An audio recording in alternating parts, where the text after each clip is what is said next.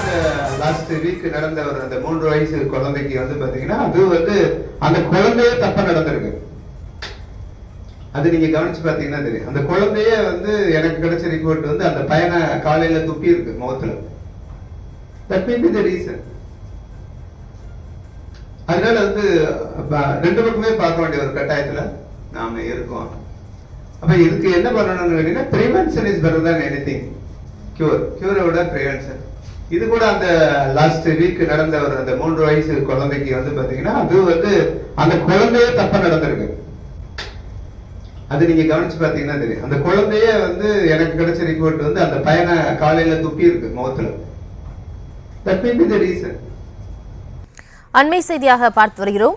மயிலாடுதுறை மாவட்டம் சீர்காழியில் 3 வயது சிறுமி பாலியல் துன்புறுத்தலுக்கு உள்ளான நிலையில் சிறுமி மீதும் தவறு உள்ளது என்று மயிலாடுதுறை ஆட்சியர் மகாபாரதி சர்ச்சையாக கருத்தை தெரிவித்திருக்கிறார். அது தொடர்பான காட்சிகளை பார்த்து வருகிறோம். மேலும் விவரங்களோடு இணைக்கிறார் செய்தியாளர் செல்லப்பா.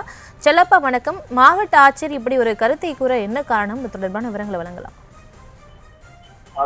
மயிலாடுதுறையில் குழந்தைகள் நலன் மற்றும் சிறப்பு சேவைகள் துறை சார்பில் மாவட்ட குழந்தைகள் பாதுகாப்பு அலகு மூலம் காவலர் அலுவலருக்கான போக்சோ சட்டம், குழந்தைகள் பாதுகாப்பு மற்றும் பராமரிப்பு குறித்த ஒருநாள் திறன் வளர்ப்பு பயிற்சி முகாம் வந்து மயிலாடுதுறையில் தனியார் விடுதியில் நடைபெற்றது. இதில் மாவட்ட ஆட்சியர் மகாபாரதி, மாவட்ட காவல் கண்காணிப்பாளர் ஸ்டாலின், மாவட்ட வருவாய்த்துறை அலுவலர்கள் மற்றும் போலீசார் வந்து கலந்து கொண்டாங்க. இதில் வந்து போலீசாருக்கு அறிவுரைகளை வழங்கி பேசினார்.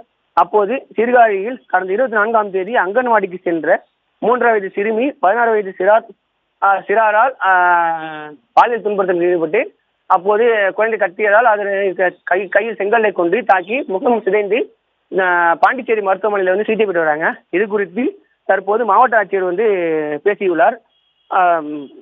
பாலியல் வன்கொடுமை செய்யப்பட்டு தலை மற்றும் கண் சிதைக்கப்பட்ட சம்பவம் குறித்து மாவட்ட ஆட்சியர் மகாபாரதி பேசிய போது, இந்த சம்பவத்தில் குழந்தையே தப்பாக நடந்து கொண்டிருக்கிறது. எனக்கு கிடைத்த ரிப்போர்ட்டின்படி அந்த குழந்தை சிறுவனின் முகத்தில் துப்பியுள்ளது. அதுதான் காரணம். எனவே 2 தரப்பிலும் பார்க்க வேண்டிய கட்டாயத்தால் நாம் இருக்கிறோம். இது போன்ற விஷயங்களில் குழந்தைகளுக்கு சொல்லித் தருவது குறித்து பெற்றோர்களுக்கு உணர வைக்க வேண்டும் என சர்ச்சையாக பேசியுள்ளார். 3 வயது சிறுவனின் முகத்தில் துப்பியதால் தான் பாலியல் வன்கொடுமைக்கு காரணம் என மாவட்ட ஆட்சியர் தற்போது பேசியுள்ளார்.